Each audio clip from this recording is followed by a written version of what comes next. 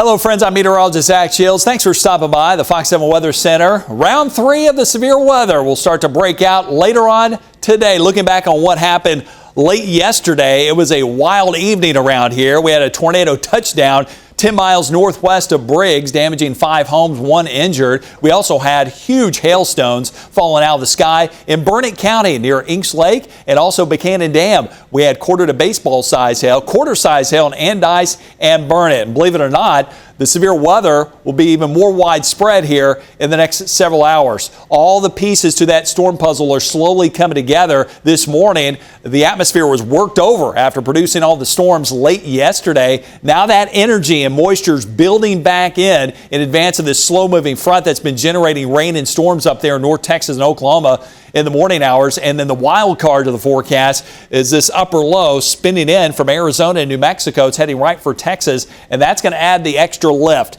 So what's going to happen? The front to our north, a lingering outflow boundary from last night's storms, will initiate the rising motion, and then the upper low will take care of the rest and will accelerate that lift in the atmosphere to generate better coverage of rain and also increase that severe weather risk. And we have lots of fuel in place. You can feel that moisture in the air, and that energy's been bottled up lately. We've had a pretty strong lid here in the Austin Metro. That's why we haven't seen any rain. Well, that lid is about to break. As that upper low moves across, that's going to change the temperature profile. It's going to bring in some cool air aloft. So as it warms up near the ground, we'll have more rising motion breaking through that lid. And when that happens, the storms will get going in a hurry, and they could turn severe in a hurry.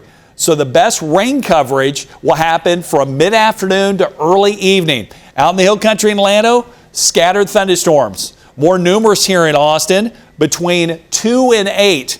And then down in LaGrange, widespread storm activity this afternoon and early evening. As it starts to cool off this evening, the atmosphere will stabilize and the storm threat will diminish. We haven't seen this in quite some time. Welcome to the stormiest month of the year, and it's acting like it. This is only day 2, and the severe weather threat is going to be even higher than day 1. Yesterday, enhanced risk for severe weather, that's a level 3 out of 5.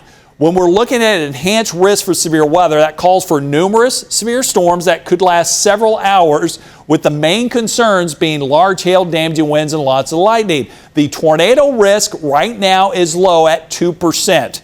But it's that time of year, you can never rule it out, kind of like what happened up there in northeastern Burnett County late yesterday afternoon. But look at the hail outlook. You see the bright red with the dashed lines? When the Storm Prediction Center does that, it's indicating that we're going to have some significant hailstorms in the area. And we'll have a moderate to high risk of 1 to 3 inch diameter hail. We'll have a low to moderate risk of wind gusts 50 to 60 miles per hour. We'll have a high threat for lightning, but then a low risk for tornadoes. If they do occur, they're going to be isolated. Now, when we're talking about hailstones 1 to 3 inches in diameter, that's getting up to golf ball, baseball size hail. That will do significant damage to property, unfortunately.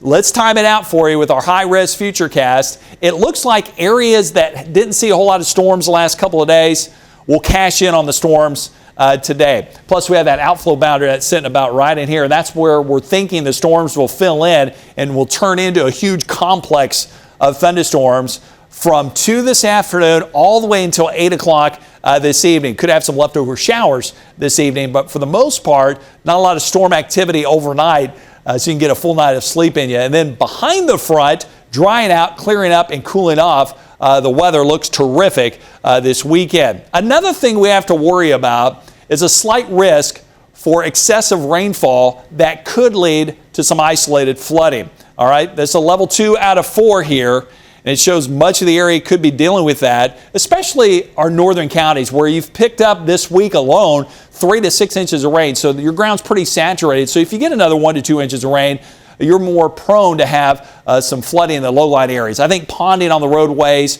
flooded low water crossings, things like that. But I wanted to show you all 4 computer weather models showing in some cases 1 to 2 inches of rain in some locations, with some areas getting a little more than that. They show the highest totals basically from Austin to the south and east. So later on today, There's a moderate risk of street flooding. It looks like the storm's going to move in just in time for the afternoon commute. That's poor timing. And then flash flooding threatened low, river flooding really low. And we'll have the strongest winds within those storms happening right around dinner time. And then winds and change with that front coming on through.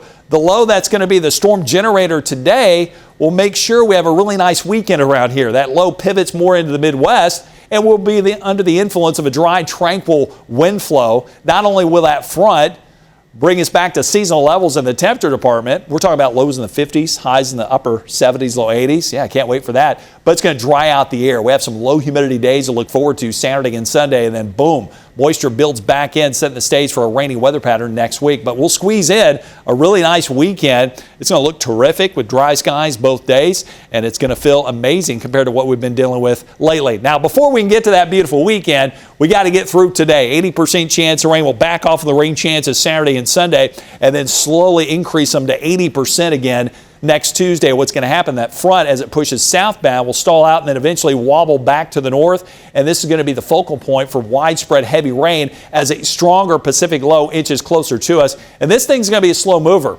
We're going to be east of this low, the prime spot for heavy rain for at least 3 straight days next week, Tuesday through Thursday. Climate Prediction Center is seeing the same thing, giving us a really good chance of wetter than average weather, not only next week, but perhaps the following week. But let's focus on the next 7 days. More than half of Texas could see another 2 to 5 inches of rain. We'll zoom on in. There's a lot of red on the map. That's 3 to 5 inches of rain from Austin to LaGrange, 2 to 4 out across the hill country. That will slow down the drought and hopefully put a dent in it at least in the next week or two. Yeah, right now more than half the area under extreme to exceptional drought. This time of year, yeah, we welcome the rain, but unfortunately it comes with the severe weather risk. So keep a close eye on the sky, stay weather aware. Good time to download our free Fox 7 WAP to get the latest weather information, especially if you have weather alerts, severe weather in the area. If you're away from your TV, and you can get access to what's happening in your neighborhood so you can seek shelter.